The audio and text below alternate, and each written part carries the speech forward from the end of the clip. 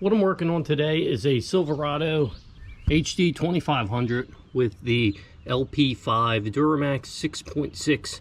It is a 2017. The code that's causing our engine light is a P01F0. Has to do with the coolant temperature drop below the diagnostic monitoring temperature. Everything that I read points to it's the thermostats. This truck has two thermostats. We're going to dig in and see if we replace them, if we can get this code to go away. You can see here the thermostat housing is located underneath the air intake. So the first part of this job is going to be pulling that air intake off to gain access to the thermostat housing.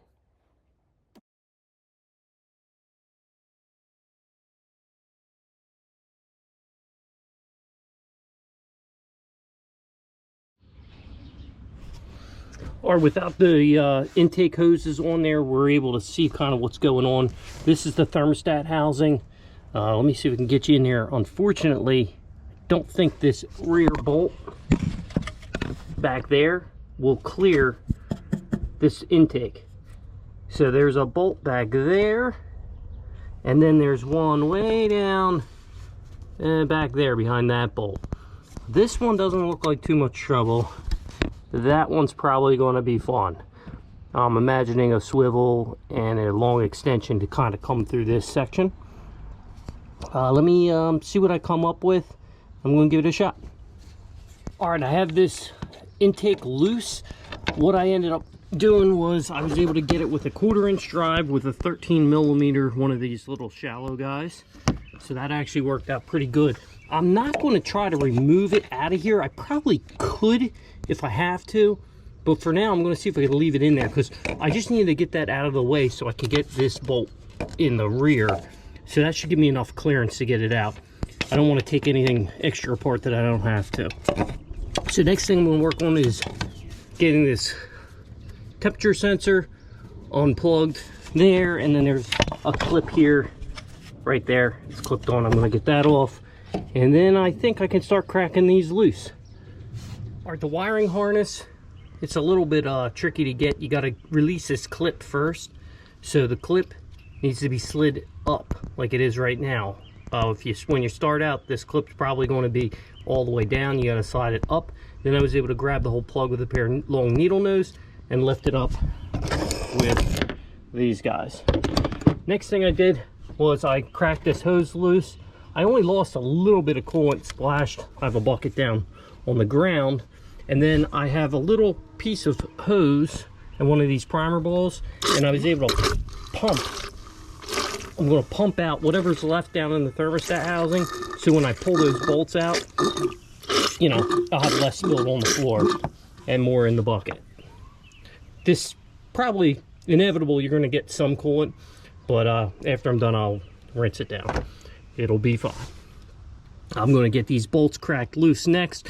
There looks like there's 3 13mm. I'm going to crank them off, lift this up, and then I should be able to see my two thermostats in the housing. All right, I got those bolts out, and there was a hidden bolt in the back of this housing. See that threaded hole? There's a pin right here, and right underneath it is the hole. The bolt, actually, you get it from the fan side. It's a 13mm, looks like this. Comes in through this plastic housing underneath this pin and grabs that. So that was hanging me up. I also pinched off the radiator hose coming from there because more coolant was coming out here than I anticipated. So I got that blocked off. A couple things to note.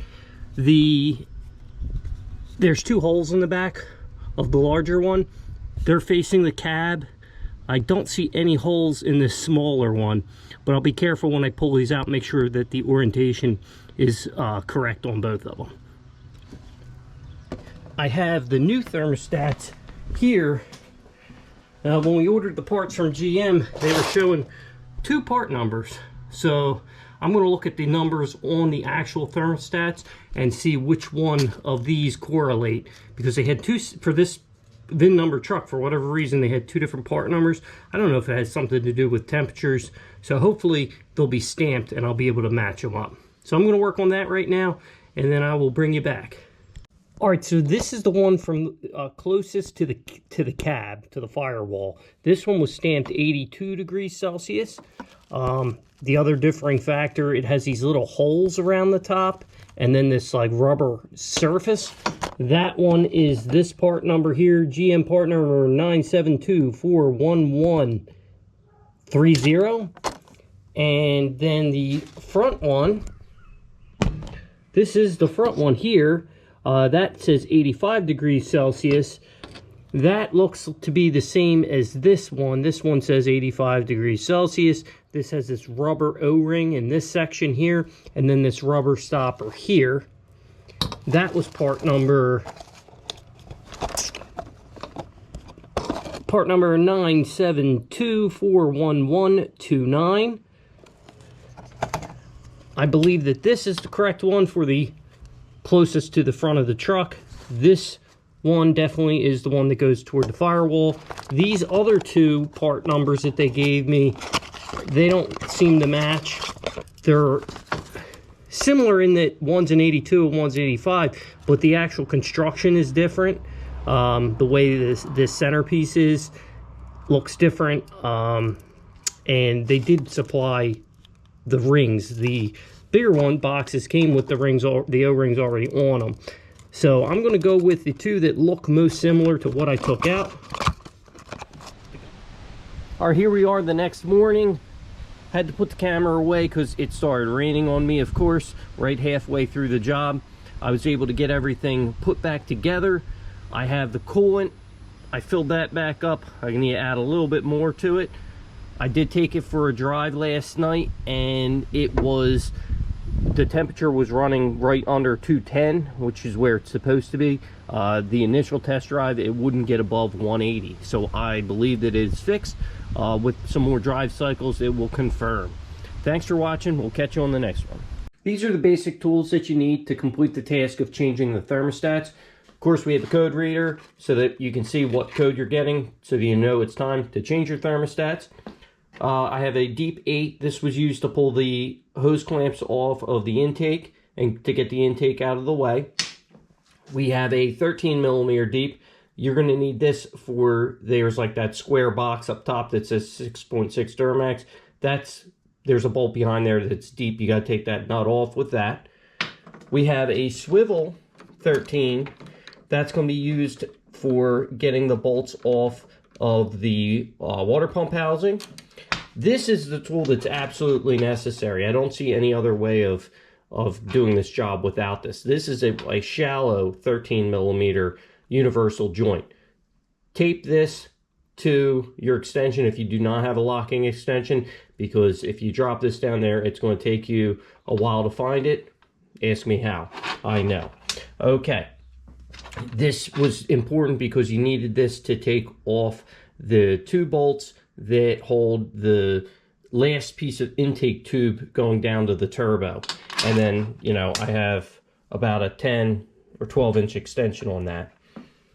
Regular clip tool. There is one clip on the water pump housing going for the wiring harness for the thermostat sensor. So I use this to pop that clip off, and then I also use this to release that lock that I showed you earlier on the clip itself.